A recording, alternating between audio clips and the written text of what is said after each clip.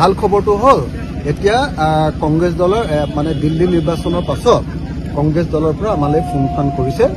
phone কৰি এতিয়া আমাৰ লগত যোগাযোগ কৰিছে ইতিমধ্যে আমাৰ লগত যোগাযোগ হৈ গৈছে কংগ্ৰেছ দলৰ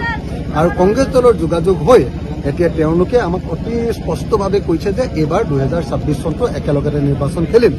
গতিকে মই আপোনালোকক গোটেই অসমৰ মানুহক এটা ভাল খবৰ দিছো যে কংগ্ৰেছ দলে 2025ৰ যিটো উপনিৰ্বাচন আছিলে বিহালী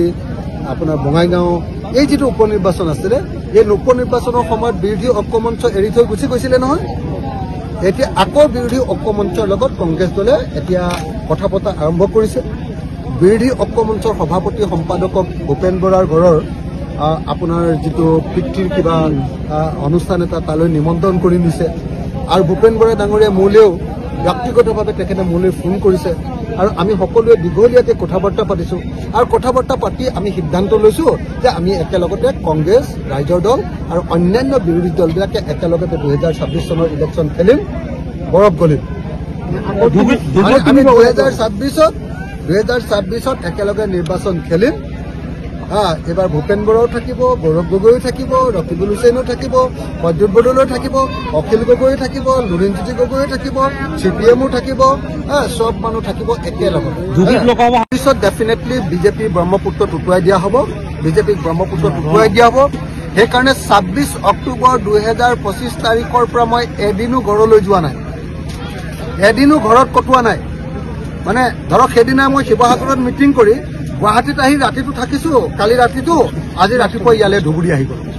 আকৌ কাইলৈ মই বেলেগ ঠাইত মিটিং দিছো মই কেতিয়াও গুৱাহাটীত থাকিবৰ কাৰণে অহা নাই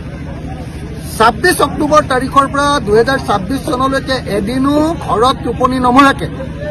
গোটেই দিনে ৰাতিয়ে উজনি নামৰি ধুবুৰীৰ পৰা শদিয়ালৈকে একদম বৰাকৰ পৰা ব্ৰহ্মপুত্ৰলৈকে কাছাৰৰ কি কয় আপোনাৰ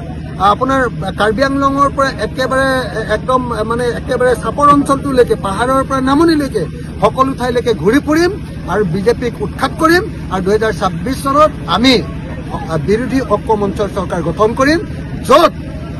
ৰাইজৰ দলক নোলোৱাকে পৃথিৱীৰ কোনো মানুহে অহা 2026 চনত চৰকাৰ কৰিব নোৱাৰিব 2026 চনত আমি সকলোৱে মিলি কংগ্ৰেছ ৰাইজৰ দল অসম জাতীয় পৰিষদ CPI CPM সকলোৱে মিলি আমি চৰকাৰ কৰিম আৰু তেতিয়া CM কোন হ'ব সুধিছে CF কোন হ'ব তাৰপিছত আমি ইলেকশ্যনত জিকাৰ পাছত সকলোৱে বহিলৈ সকলো MLA বিলাকে বহিলৈ আমি কোন CM হ'ব সিদ্ধান্ত গ্ৰহণ মানে মই একেদিন সদায় উজনি অসমত আছিলো অহা 17 তাৰিখে আমাৰ বিধানসভাৰ অধিৱেশন আছে বিধানসভাৰ অধিৱেশনৰ কাৰণে আমি সকলো প্ৰস্তুতি চলাই আছো মাজতে প্ৰস্তুতিৰ মাজতে অকণমান এদিনৰ গেপ পাই গ'লো আজিৰ দিনটো ফ্ৰী আছিলো গতিকে ভাবিলো পিছবেলা এখন মিটিং কৰি আহোঁ সেইকাৰণে আকস্মিকভাৱে দৈখোৱা বজাৰত এখন মিটিং আয়োজন কৰা হ'ল আৰু সেই মিটিঙত আহি ৰাইজক লগ পালোঁ বহুত ভাল লাগিলে দৈখোৱা বজাৰলৈ আহি এটা বস্তু দেখিলোঁ যে অসমৰ এটা অংশ হাজাৰ হাজাৰ মানুহ এতিয়াও ৰাস্তা পদূলি নোহোৱাকৈ বসবাস অসমৰ এটা অংশৰ মানুহে আমি দেখিছোঁ যে ব্ৰহ্মপুত্ৰ বা অন্য যিকোনো নদীৰ গৰাখহনীয়াৰ কোবত মানুহবিলাকৰ ঘৰটো আজি এইখিনিত আছে কাইলৈ সেইখিনি আৰু ইয়াত আহিলেও যেতিয়া ক'লে মানুহবিলাকে ক'লে যে চাওক আমাক ব্ৰহ্মপুত্ৰই যেতিয়া ঘৰটো ভাঙি দিয়ে ঘৰটোৰ পৰা গৈ বেলেগ এটা ঠাইত চাপৰ অঞ্চলত বা বিলাচীপাৰাত যেতিয়া আমি অকণমান থাকিবলৈ লওঁ লগে লগে আমাক বাংলাদেশী বুলি কৈছে গতিকে এই যিটো ইণ্টাৰনেল ডিছপ্লেচমেণ্ট এই যিটো আমাৰ আভ্যন্তৰীণ যিটো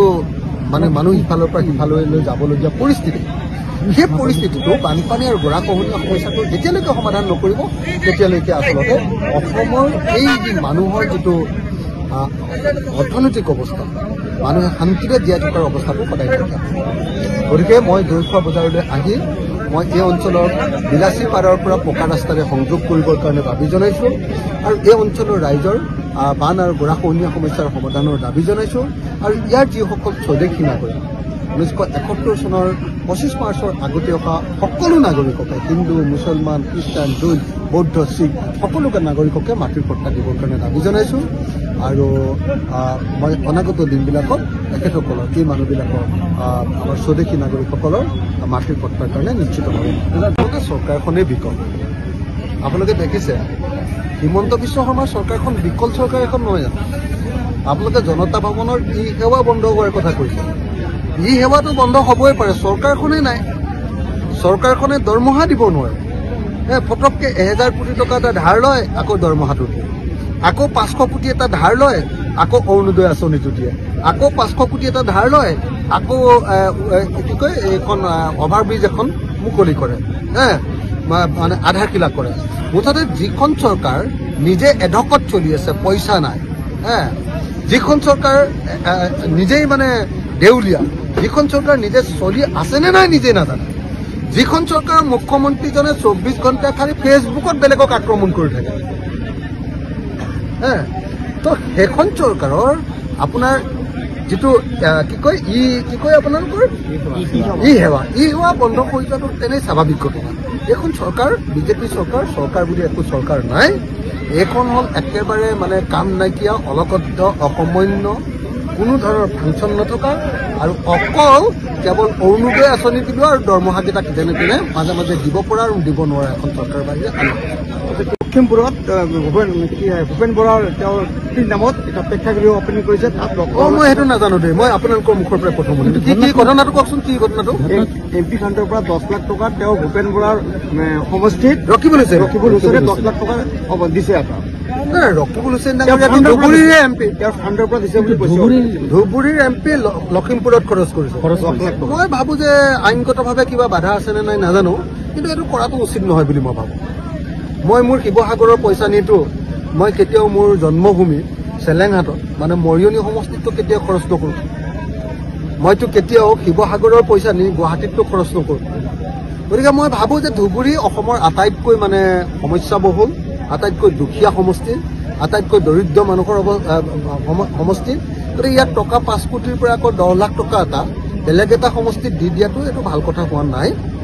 মই এইটো উচিত বুলি ভবা নাই ৰকিদাই নিজৰ পকেটৰ পৰা দি দিয়ক ৰকিদাই যদি সঁচাকৈ দিবই লাগে ভূপেন বৰাৰ ঘৰত বা কি ক'লে ভূপেন বৰাৰ পিতৃৰ নামত যদি কিবা প্ৰেক্ষাগৃহ দিবই লাগে তেতিয়াহ'লে ৰকিদাই নিজৰ পকেটৰ পৰা দি দিয়ক